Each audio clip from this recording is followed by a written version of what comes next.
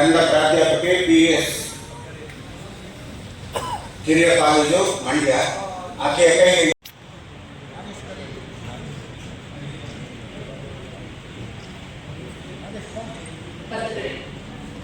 ಎಲ್ಲರಿಗೂ ನಮಸ್ಕಾರ. ನಾಲ್ವಡಿ ಕೃಷ್ಣಯೂರುಂಟೆ ಮೈಸೂರು ದೊರೆಯ ಶ್ರೀ ನಾಲ್ವಡಿ ಕೃಷ್ಣರಾಜ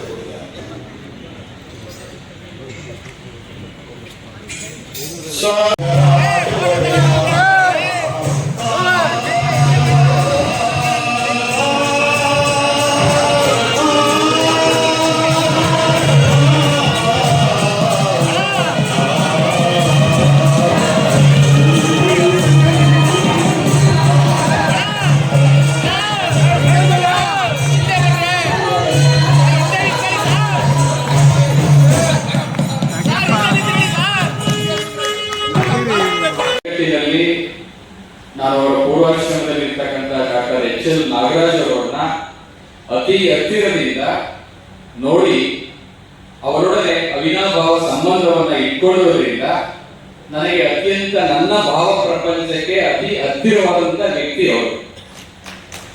ಅಂತ ಭಾವ ಪ್ರಪಂಚಕ್ಕೆ ಹತ್ತಿರವಾದಂತ ವ್ಯಕ್ತಿಯ ಕಾರ್ಯಕ್ರಮಕ್ಕೆ ಬರಲಿಲ್ಲ ಅಂದ್ರೆ ಅದಕ್ಕಿಂತ ದೊಡ್ಡ ಮೋಸ ಇನ್ಯಾವುದು ಇಲ್ಲ ಅಂತೇಳಿ ನನಗೆ ಅತಿ ಒಂದು ನೈತಿಕತೆಯಿಂದ ನಾನು ಈ ಕಾರ್ಯಕ್ರಮಕ್ಕೆ ಬಂದಿದ್ದೇನೆ. ಸಂತೋಷದಿಂದ ಬಂದಿದ್ದೇನೆ, ಆತ್ಮಪೂರ್ವಕವಾಗಿ ಬಂದಿದ್ದೇನೆ.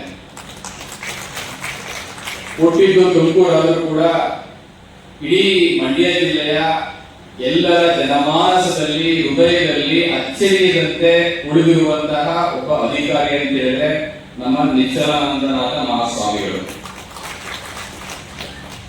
ಎಲ್ಲರ ಪ್ರೀತಿಯನ್ನು ಗಳಿಸ್ಕೊಂಡಿದ್ದಾರೆ, ಎಲ್ಲರ ವಿಶ್ವಾಸವನ್ನು ಗಳಿಸ್ಕೊಂಡಿದ್ದಾರೆ, ಎಲ್ಲರ ದೃಷ್ಟಿಕೋನಗಳಿಂದ ಅತ್ಯಂತ ಸರಳ ಸಜ್ಜನಿಕೆ ವ್ಯಕ್ತಿ ಎನಿಸ್ಕೊಂಡಿದ್ದಾರೆ.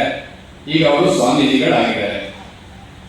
ಎಲ್ಲರೂ ಇಷ್ಟಪಡುವಂತ ಒಂದು ಅಪರೂಪದ ವ್ಯಕ್ತಿತ್ವ, ಎಲ್ಲರೂ ಕೈಬೀಸಿ ಕರೆಯುವಂತ ಒಂದು ವ್ಯಕ್ತಿತ್ವ.